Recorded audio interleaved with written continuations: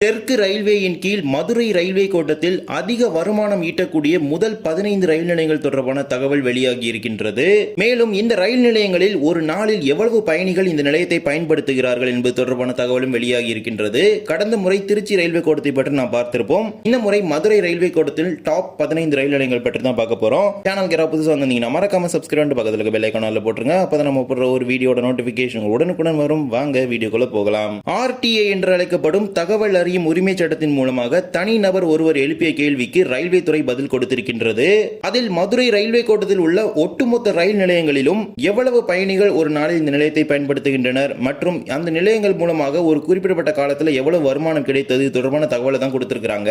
அதன்படி ஏப்ரல் 1, 2024 இருந்து மார்ச் 31, 2025 இந்த காலகட்டத்தில் இந்த நிலையத்தை எவ்வளவு பயணிகள் ஒரு நாளில் பயன்படுத்துகிறார்கள் மற்றும் இந்த காலகட்டத்தில் இந்த நிலையங்களில் எவ்வளவு வருவாய் கிடைத்தது என்பது தொடர்பான தகவலை தான் கொடுத்திருக்காங்க. மதுரை ரயில்வே கோட்டத்தை பொறுத்த வரைக்கும் கடந்த ஆண்டு இருந்த அதே இடங்களில் தான் பாத்தீங்கன்னா அந்தந்த ரயில் நிலையங்கள் தொடர்கின்றது. எந்த ஒரு மாற்றமே கிடையாது. முதல் இடத்தில் இருப்பது மதுரை சந்திப்பு. மதுரை சந்திப்பு நிலையத்தை மட்டும் ஒரு நாளில் 46,704 பயணிகள் வரை பயன்படுத்துகின்றனர். இது ஒவ்வொரு நாளில் மாறுபடும். ஒரு குறிப்பிட்ட அதாவது மேக்ஸிமம் இவ்வளவு பேசஞ்சர்ஸ் யூஸ் பண்ணுவாங்க அப்படிங்கிற ஒரு கவுண்டை கொடுத்திருக்காங்க.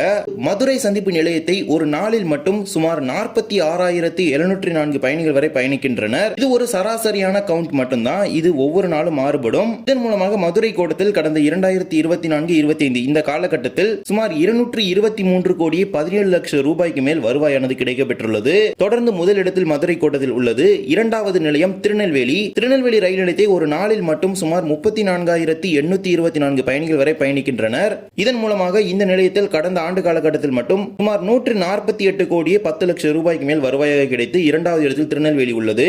மூன்றாவது இடத்தில் உள்ளது திண்டுக்கல். திண்டுக்கல் ரயில் நிலையத்தை ஒரு நாளில் மட்டும் சுமார் 14,076 பயணிகள் வரை ஒரு நாளில் இந்த நிலையத்தை பயன்படுத்துகின்றனர். இதன் மூலமாக கடந்த ஆண்டு காலகட்டத்தில் மட்டும் 53 கோடியே 32 லட்சம் ரூபாய் ரயில்வே துறைக்கு வருவாயாக கிடைத்துள்ளது. தொடர்ந்து மூன்றாவது இடத்தில் திண்டுக்கல் உள்ளது. நான்காவது இடத்தில் உள்ளது மண்டபம். மண்டபத்தை பொறுத்தவரை ராமேஸ்வரத்துக்கான நிலையமாக கடந்த ஆண்டு வரை இதுதான் செயல்பட்டு வந்தது. கடந்த ஏப்ரல் மாதம் 6ஆம் தேதி தான் பாம்பன் பாலம் திறக்கப்பட்டு ரயில் சேவை துவங்கப்பட்டது. இதனால மண்டபம் ஃபார் ராமேஸ்வரம் அப்படி நம்ம சொல்லலாம். கடந்த ஆண்டு காலகட்டத்தில் இந்த நிலையத்தை மட்டும் சுமார் 4,701 பயணிகள் வரை தினமும் பயணித்திருக்கின்றனர். இதன் மூலமாக 38 கோடியே 34 லட்சம் ரூபாய்க்கு மேல் வருவாயாக மண்டபம் நிலையத்திற்கு கிடைக்கப்பெற்றுள்ளது. இதனால் இது 4வது இடத்தில் இருக்கின்றது. 5வது இடத்தில் இருக்கிறது தூத்துக்குடி ரயில் நிலையம். தூத்துக்குடி ரயில் நிலையத்தை சராசரியாக ஒரு நாளில் மட்டும் சுமார் 4,387 பயணிகள் வரை பயணிக்கின்றனர். இதன் மூலமாக கடந்த ஆண்டில் மட்டும் 35 கோடியே 38 லட்சம் ரூபாய் வருவாயாக ரயில்வே துறைக்கு கிடைத்துள்ளது.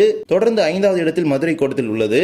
6வது இடத்தில் உள்ளது விருதுநகர். இந்த நிலையத்தை சராசரியாக ஒரு நாளில் மட்டும் சுமார் 8,842 பயணிகள் வரை பயன்படுத்துகின்றனர். இதன் மூலமாக 6வது இடத்தில் சுமார் 30 கோடியே 88 லட்சம் ரூபாய்க்கு மேல் வருவாயாக ஈட்டியுள்ளது. 7வது இடத்தில் உள்ளது கோவில்பட்டி. கோவில்பட்டி ரயில் நிலையத்தை பொறுத்தவரை ஒரு நாளில் மட்டும் இந்த நிலையத்தை சுமார் 6,225 பயணிகள் வரை பயன்படுத்துகின்றனர். இதன் மூலமாக இந்த நிலையத்தில் 26 கோடியே 41 லட்சம் ரூபாய் வரை வருவாயாக கிடைக்கப்பெறுகின்றது. 8வது இடத்தில் உள்ளது தென்காசி. தென்காசி ரயில் நிலையத்தை பொறுத்தவரை ஒரு நாளில் மட்டும் சுமார் 8,928 பயணிகள் வரை இந்த நிலையத்தை பயன்படுத்துகின்றனர். இதன் மூலமாக இந்த நிலையத்தில் கடந்த ஆண்டில் மட்டும் 23 கோடியே 38 லட்சம் ரூபாய் வருவாயாக கிடைக்கப்பெற்றுள்ளது. 9வது இடத்தில் உள்ளது திருச்செந்தூர். திருச்செந்தூர் ரயில் நிலையத்தை பொறுத்தவரை ஒரு நாளில் மட்டும் இந்த திருச்செந்தூர் நிலையத்தில் இருந்து 9,233 பயணிகள் வரை பயன்படுத்துகின்றனர். இதன் மூலமாக கடந்த ஆண்டு காலகட்டத்தில் மட்டும் 21 கோடியே 3 லட்சம் ரூபாய்க்கு மேல் வருவாயாக கிடைக்கப்பெற்றுள்ளது திருச்செந்தூர் நிலையத்தில். இன்ஃபேக்ட் இந்த திருச்செந்தூர்ல இருந்து பாத்தீங்கன்னா ஒரே ஒரு எக்ஸ்பிரஸ் மட்டும் தான் சென்னைக்கு போகுது. அதே மாதிரி பாலக்காட்டிற்கும் திருநெல்வேலிக்கும் மணியாச்சிக்கும் போன்ற பகுதிகளுக்கு தான் பேசஞ்சர் ரயில்கள் இயக்கப்படுகின்றது. இருப்பினும் இவ்வளவு வருவாய் இங்கு கிடைக்கப்பெற்றுள்ளது பயணிகள் பிரிவின் மூலமாக மட்டுமே. 10வது இடத்தில் உள்ளது ராமநாதபுரம். ராமநாதபுரம் ரயில் நிலையத்தை பொறுத்தவரை சராசரியாக ஒரு நாளில் மட்டும் இந்த நிலையத்தை 6,086 பயணிகள் வரை பயன்படுத்துகின்றனர். இதன் மூலமாக கடந்த ஆண்டில் 20 கோடியே 89 லட்சம் ரூபாய்க்கு மேல் வருவாயாக கிடைக்கப்பெற்றுள்ளது இந்த நிலையத்தின் மூலமாக.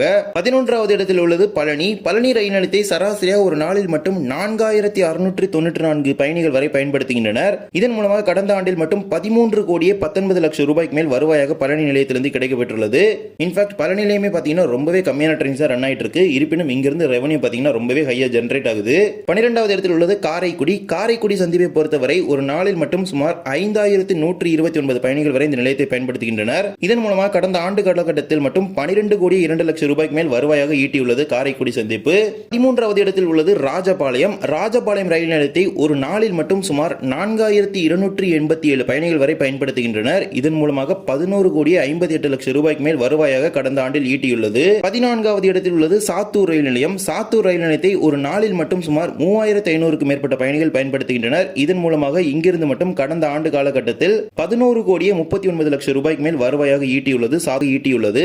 இதுதான் டாப் 15 ரயில்வே ஸ்டேஷன், அதாவது முதல் 15 அதிக வருமானம் ஈட்டக்கூடிய ரயில் நிலையங்கள் மதுரை ரயில்வே கோட்டத்தில். இதில் பல்வேறு ரயில் நிலையங்கள்ல பாத்தீங்கன்னா ரயில் சேவை என்பது மிகவும் குறைவாக தான் உள்ளது. ஆனால் அதிக வருவாய் ஈட்டி மதுரை ரயில்வே கோட்டத்திற்கு அதிக வருவாயாக ஈட்டி கொடுக்கின்ற ஒரு நிலையங்களாக இருக்கின்றது. ஃபார் எக்ஸாம்பிள் எடுத்துக்கிட்டீங்கன்னா பழனி, திருச்செந்தூர், தூத்துக்குடி இது போன்ற பல்வேறு பகுதிகளில் பாத்தீங்கன்னா மிகவும் குறைவான ரயில்கள் மட்டும்தான் இயக்கப்பட்டு வருகின்றது. இருப்பினும் அதிக அளவிலான பயணிகள் இந்த நிலையத்தை பயன்படுத்தி இந்த நிலையத்தோட வருவாயை ஒவ்வொரு ஆண்டுகளையும் அதிகரிச்சுட்டே இருக்கிறாங்க. இருப்பினும் இந்த பகுதிகளில் இருந்து இப்போது வரை நேரடி ரயில்கள் என்பது எந்த பகுதிகளுக்குமே கிடையாது. இதனை ஏற்படுத்தி கொடுத்தால் இன்னும் அதிக அளவிலான வருவாயாக இந்த நிலையத்தில் ஈட்டும். ஃபார் எக்ஸாம்பிள் எடுத்துக்கிட்டீங்கன்னா திருச்செந்தூர், பழனி போன்ற பகுதிகள்லாம் பாத்தீங்கன்னா முருகனுடைய 6 படை வீடுகள்ல ஒன்று. இங்கு பல லட்சக்கணக்கான பக்தர்கள் தினமும் வந்து செல்கின்றனர். அவர்களுக்கு தேவையான ரயில் வசதிகளை ஏற்படுத்தி கொடுத்தால் கண்டிப்பாக ஏராளமான பயணிகளுக்கு மிகவும் பயனுள்ளதாக இருக்கும். இந்த ஒரு வீடியோல தான் இந்த வீடியோ பிடிச்சிருந்தா மறக்காம like and share and subscribe பண்ணி பக்கத்துல இருக்க பெல் ஐகானை போட்டுருங்க. அப்போ நம்ம போடுற ஒரு வீடியோட நோட்டிபிகேஷன் உடனுக்குடன் வரும். இன்னொரு வீடியோ சந்திக்கலாம். தேங்க்ஸ் ஃபார் வாட்சிங்.